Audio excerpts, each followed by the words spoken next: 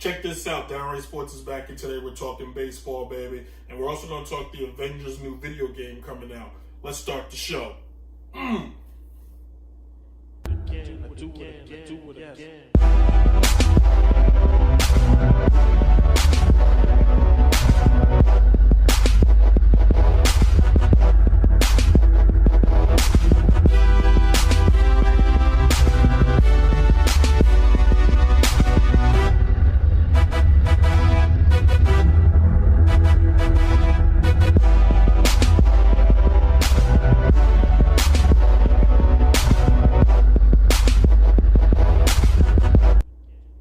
Welcome everybody to an all-new Downright Sports here on YouTube channel, Downright Sports. I'm your host, Brent Reid, and if this is the first time you're ever watching this show, this is a fan sports show from a fan's perspective.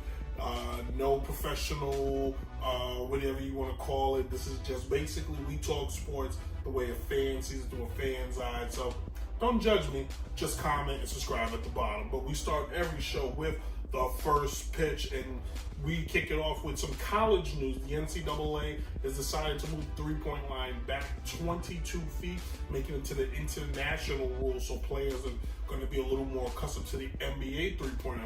I don't know if the NCAA has been watching college basketball recently, but these guys are shooting beyond that. So they may want to move back. Just make it for college, international, and the pros. Just make it all the same thing.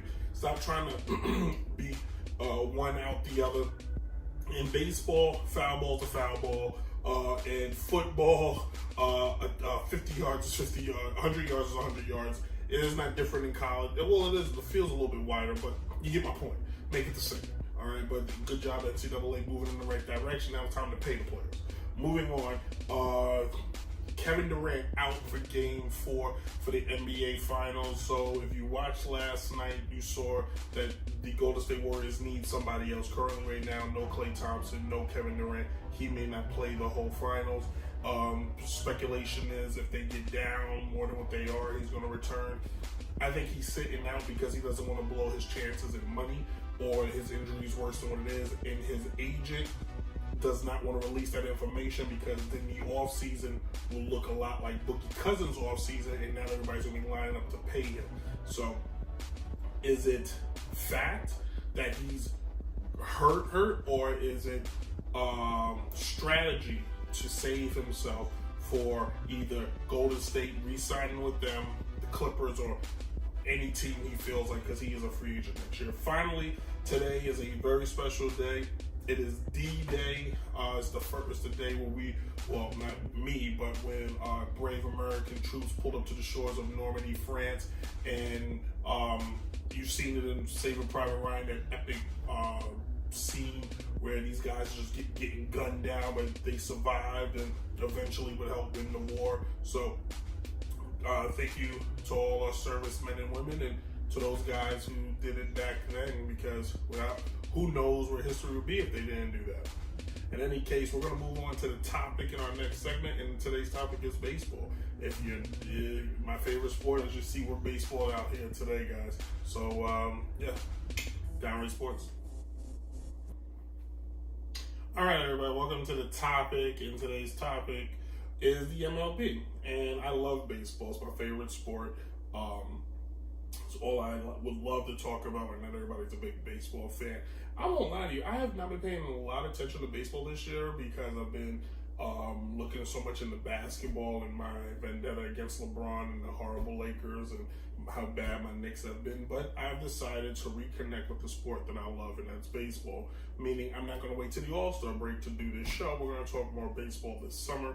In fact, we may even just touch on teams and topics, and baseball needs it, and we're going to have more discussion around baseball.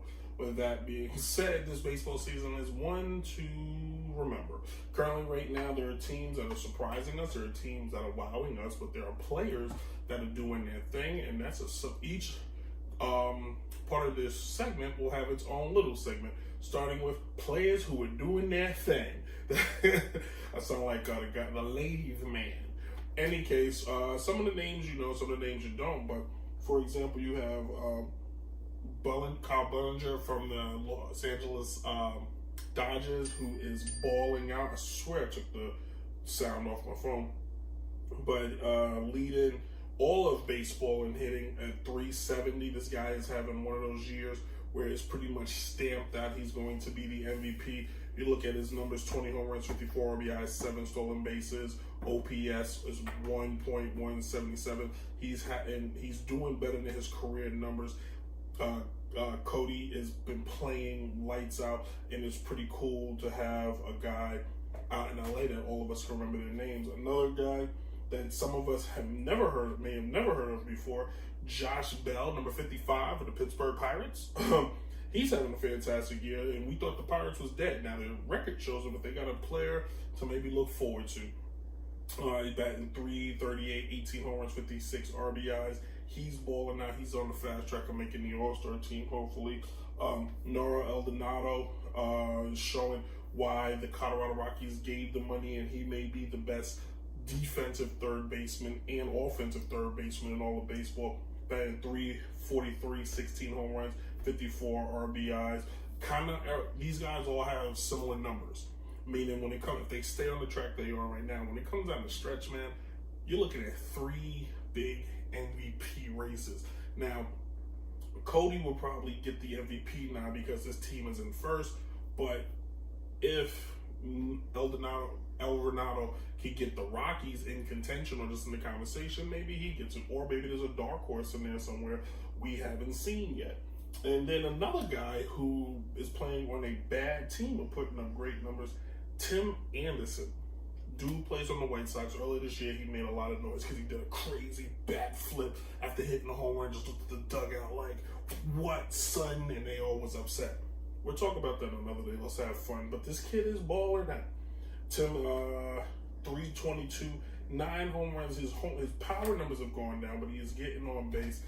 His OPS is 846. He's clearly the best player on the White Sox right now. He's clearly one of the standouts. He'll probably fade as the season goes on, but right now he's doing his thing. And then we have to take a look at teams that stand out for now. Without a question, you got to think about the Yankees, all the injuries they've had. If you look at the players that they're missing, that's a starting lineup. But currently right now they're doing what they call the B team bombers, not even the baby bombers, the B team bombers, and the Yankees got a game and a half lead over the Tampa Bay Rays right now at 38-22. The Minnesota Twins, one of the best records in all of baseball, the third best record in baseball. They hired Rocco Bardelli, who used to play for the Tampa Bay Rays and was looked at to be a superstar, and kind of injuries and just didn't pan out. But Rocco's got these Minnesota Twins at 40-20. You can't name 3 players on the Twins, but they are playing the new style of baseball, which a lot of analytics is applied, where the manager is doing more on a, hey, is everybody okay? Do you have enough fruit snacks level versus get out there and do your thing? So he is, but will it translate into winning a championship? Say what you will, but the Rays have no championship. Other teams that do this have either the Kansas City Royals did this, and their team is terrible right now. The only team to make it work was the Red Sox because they did it a combination. They added pieces, they did analytics, they did it together. So can Minnesota keep this because they still have the Indians in their division, and the Indians eventually have to get hot? Or will they? Another team, from a disappointing standpoint, the Washington Nationals. What has happened to the Nationals? They lost one key player, and they are currently one of the disappointing teams in baseball. 28-33, 6.5 games out of first place. They just don't have it. I think people thought that the team that they put on paper was going to be better than what it is, and it's not. They never found somebody to replace Harper. Now, with that being said, Bryce Harper is not doing the best in the world, and neither is Machado, despite Phillies in first, and the Padres are currently in third. But with that being said, Harper was the heart and soul of the Nationals team. They needed to get they needed somebody to fill that void of the heartbeat of DC, and they never did. And it's kind of sad that they haven't yet or will. They're out, and I think it's time to rebuild, strip it down, and trade away what you got. Now the question is going to be which of these teams will be in at the end of the year. I'm a Yankees fan, clearly.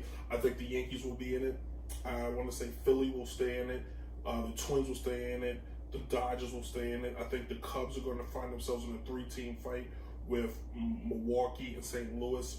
Somebody's got to make a big move there to put themselves in it. Out west, I think Houston is just their division to lose. Who wins the wild card? I want to say the Red Sox have to get better. There's no way in hell the Red Sox continue to just be a mediocre team. They're 32-29 right now. They're moving in the right direction. They're 5-5 in their last 5 games. I think they put some pieces together, maybe make some moves, and they put themselves back in playoff contention, right, and put themselves there. But we're not going to say. I'm not going to say today who I think is going to win the World Series. We'll pick that for a later day. Maybe the All-Star show. But yeah, that's it. When we come back, we're gonna move to segment number 3, movies and video games. Have a little fun. Let the hair down or unbutton the tie, as someone said the other day as they probably paid attention. Hey, Downright Sports. All right, movies and video games. We went a little over in the last segment, no biggie, but you know, make this one short. Anyway, it's been announced that the Avengers are coming out with a video game. More details coming out at the E3 next week. I'm hoping this game is connected to the Spider-Man game somehow. I'm also hoping this game is nothing like the DC Universe game. I want to be Iron Man or Captain America or Thor or Black Widow. I want to play as the characters. So many of these video games we get excited for, the Ghostbusters game, the DC Universe game, and we don't get to be the characters we want to be. We either have to create a character that's nowhere even close to these guys, or in the Ghostbuster game case, they give us a fictional guy that doesn't even speak and is more generic than a white pair of shoes from Walmart. It's disgusting. So hopefully this game gives us everything we desire, and then we could be Iron Man, or we could be Black Panther, or we could be anybody that's an Avenger, and that'll be pretty cool and pretty awesome. With that being said, I started thinking what other movies or comic books can make cool video games. How about The Matrix? You can literally turn the Matrix movies into fantastic video games, more detailed, action-packed. It would be amazing, man. It would be pretty dope. The John Wick movies, you can make that cool video games. They could do Die Hard and make that in video games. I think it's time to start thinking out the box and doing some of this stuff. And it would be fun, man. You know, some video games is in a renaissance period where it's almost as good as movies, if not better. And the graphics are even getting better, and it's so much fun. But thanks, guys, for watching. It's been another cool show. We'll be back next week. I'm just talking. We'll be back this week, hopefully, if I find time. Time to do some plugs. Hit them plugs. Let me do a shout out to Two Shoes on the Hill. Here she is, the pen of the show, the official pen of the Downright Enterprise. I actually asked Nathan for a new pen. Go to Instagram and hit them up. You can see the pens. They are amazing. True handcrafted, true American made. I can attest for it. I've seen the location they made it. Also, listen, it's summertime. You want to go to an amusement park. You want to go to a theme park. You need to know what roller coasters to ride. You need to know where you can take your family. You need to know where you're going to get your heart pumping. You need to go to OK Coasters at YouTube. Brad Davis on his YouTube and Instagram page breaks it down, gives you excitement. His top 10 coasters. This kid is a beast. This kid is a monster. I wish I was him and had what he did. And then finally wrapping it up, DJ Chase. This is what he's doing in the next few weeks. Go check him out, especially if you're in the New York area. This is the man of the hour, the man with the power, the man that makes it holler. I think. But DJ Chase, the executive producer, also of I'm Just Talking, the mastermind of Worldwide Sound, and the visionary of the true independent music scene and how to make it work. And finally, guys, hey, happy Pride Month. No matter who you are and who you love, feel free to do so, and don't let anybody tell you otherwise, and let your freak flag fly. How about that? We'll see you guys next week. Deuces.